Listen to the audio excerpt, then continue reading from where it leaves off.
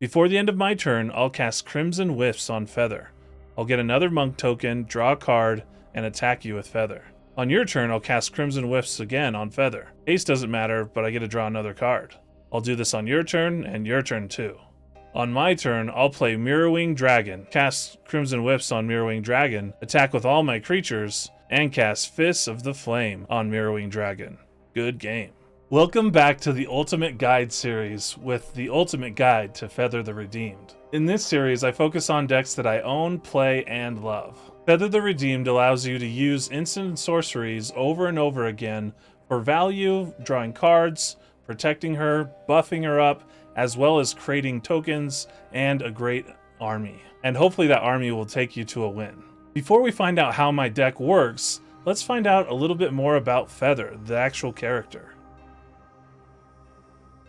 Hopefully Feather will forgive me for mispronouncing her full name, Pierakor Az Vinren Dirav. I can see why she goes by Feather. Feather is a fire main angel from the plane of Ravnica. She is an angel in the Boros Guild and actually a clone of the original Boros Guildmaster, Razia. We first come into contact with Feather as Feather the Disgraced. She has 2 of her 4 wings bound and is not allowed to visit the Parthelion, which is the angel's fortress in the sky. Feather meets Argus Kos, who is the lieutenant in the city guard and partner of a recently murdered Bel Borca. They stumble upon a conspiracy to destroy the guild pack by the vampire Sadik. Feather and Kos defeat Sadik and arrest him for his crimes. Unfortunately, this was all part of Sadik's plan. During this time, Razia, the Boros Angels, and the Parthelion also went missing. Feather disappears for 10 years. During this time, she finds Razia and the Parthelion, but it is trapped in a huge battle with the spirits of Agrim. Feather and Kos are accused of breaking the guild pact. Feather is imprisoned, but Kos is not, as he is a national hero. However, Kos dies in a vehicle crash on his way home. This is not the end for Kos, as his spirit is forced by Grand Arbiter Augustine IV to continue to serve as a guard in the Azorius Senate.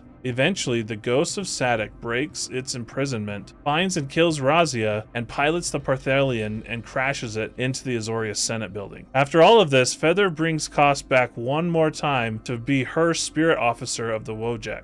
Unfortunately, it's not happily ever after for Feather. She becomes the guild leader of Boros and makes new angel clones of herself. One of these angels, Aurelia, eventually challenges her as she believes that no angel that has been disgraced has the right to rule. Feather is imprisoned again in the Sunhome. She is rescued by an old friend, Krenko the mob boss, and lives on the run for a while. During the War of the Spark, Feather reconciles with Aurelia and the Boros and leads the attack on Nicol Bolas' zombies. Now, we actually don't know exactly what happened to Feather after the War of the Spark. I like to think that Feather reconciled with Aurelia and stayed Feather the Redeemed.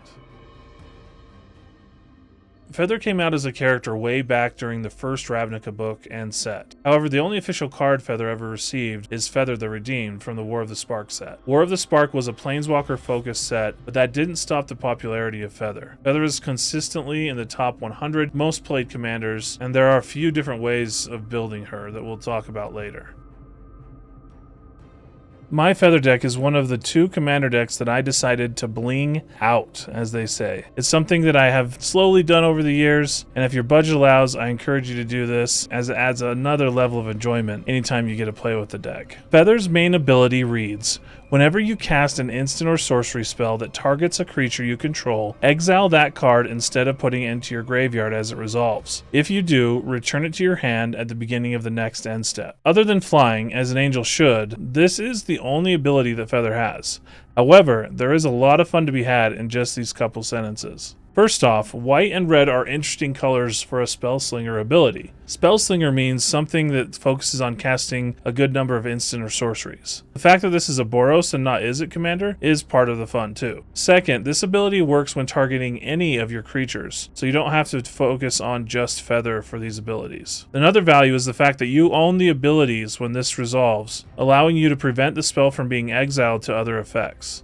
Lastly, you get the card back of every turn, not just your turn, for repeatable value. The first goal of the deck is to get out Feather. However, any good opponent will know how important Feather is to your deck's strategy, so they will be looking for ways to kill her and shut down your deck. This means I usually don't play Feather without some type of protection or instant to take advantage before she dies. Hexproof or haste, have some way of blinking, or just straight up protecting her. Once Feather is successfully in play, your goal is twofold. Continue to build resources and to start building your army. You build resources by making sure you continue to draw cards. Some of my most favorite cards are the ones that do something, like pumping your creature, giving haste, protecting the creature, but also draw you a card. Drawing a card is so valuable in this deck, even to the point that scrying is almost just as valuable. Once you have a token engine or two on the board, you'll want to pump them up through spells or other creatures and start getting the damage in. If your opponents are not careful, you can alpha strike them out of nowhere with your spells and pump.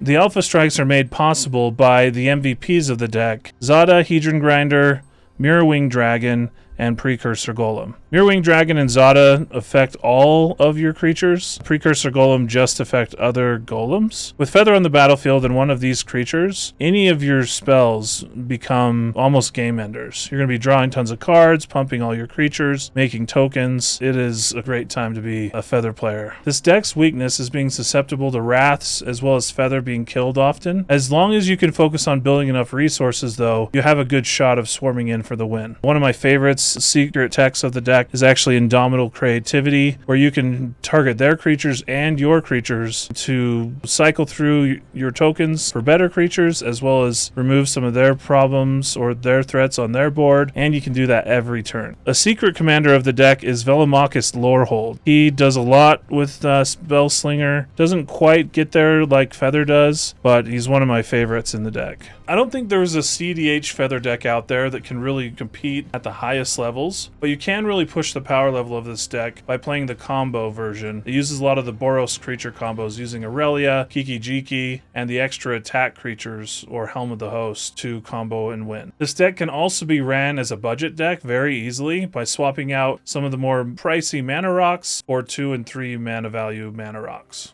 Well, that was the ultimate guide to Feather the Redeemed. What did you think of this video overall? The commander, the deck, and anything else? I'd love to hear down in the comments. Here at Kingdoms, we primarily are putting out awesome gameplay, but I hope you enjoyed these type of videos too. I have tons of other ideas of things I'd love to do, but that'd only be possible by support from viewers like you, as they say, from patrons. So check us out, join the Kingdom over at patreon.com/KingdomsTV. You directly support helping me to be able to make videos like this. Also, you get access to our private Discord and a bunch more. A big shout out to our King patrons, Worthy Glover and Jordan Ritchie, as well as our Samurai patrons, Chris Crowley, LDIP, and Morton Christensen. Thanks to all of you for watching, and remember, keep it nerdy.